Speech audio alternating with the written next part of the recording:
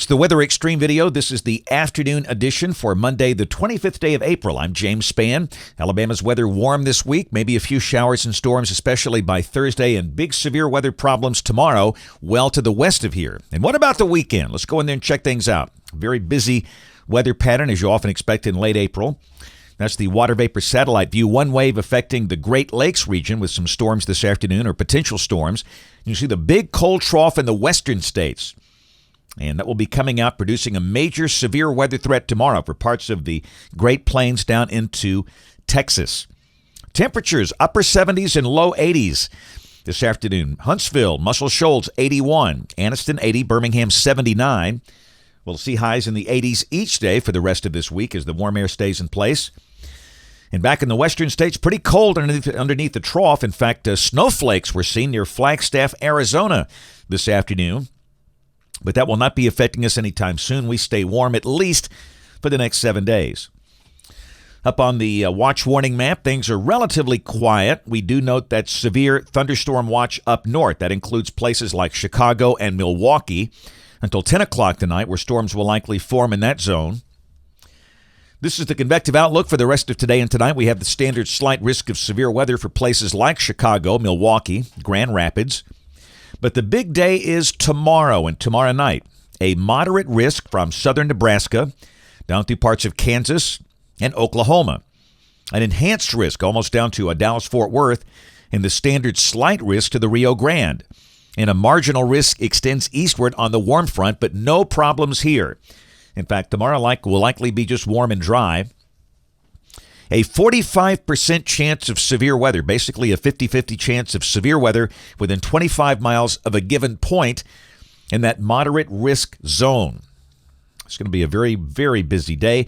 Then on day 3, which is Wednesday, we've got the standard slight risk from near St. Louis down to about Houston. That includes Little Rock and Memphis. A marginal risk touching the northwestern corner of the state, but for now we don't expect any severe weather problems here.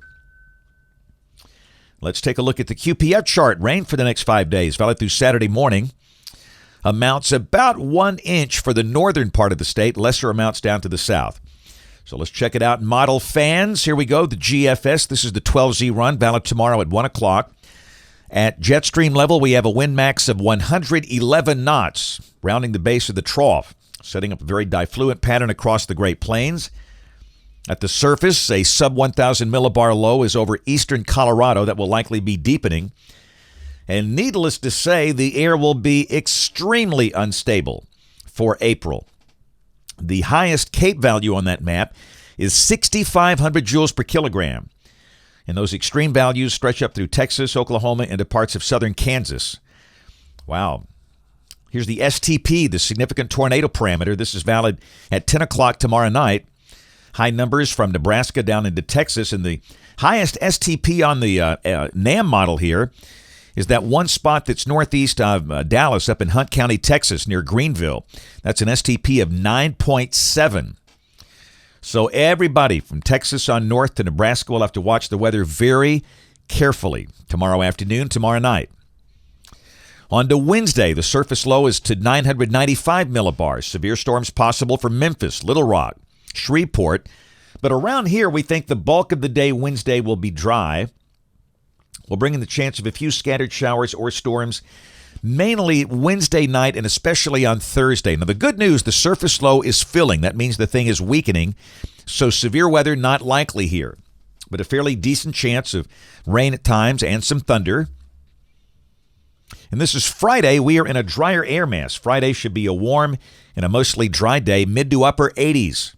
Could be one of the warmest days so far this year. New storm system developing in the west. And again, severe weather could break out over parts of Texas and Oklahoma. And snow falling in the Rockies. This is Saturday. A deep surface low over Kansas. And again, severe storms from maybe Arkansas down into northeastern Texas.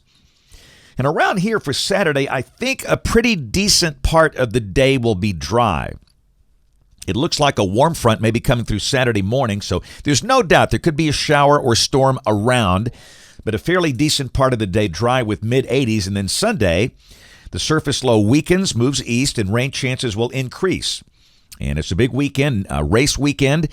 At Talladega, we stress it is not going to rain all day. They might get that race in, but they'll have to dodge some raindrops. Delays a definite possibility. Highs will likely drop back in the 70s, and this is Monday of next week. You can see one trough passing northeast of the state, a new one back in the southwest, and we are relatively dry if this verifies with a high around 80.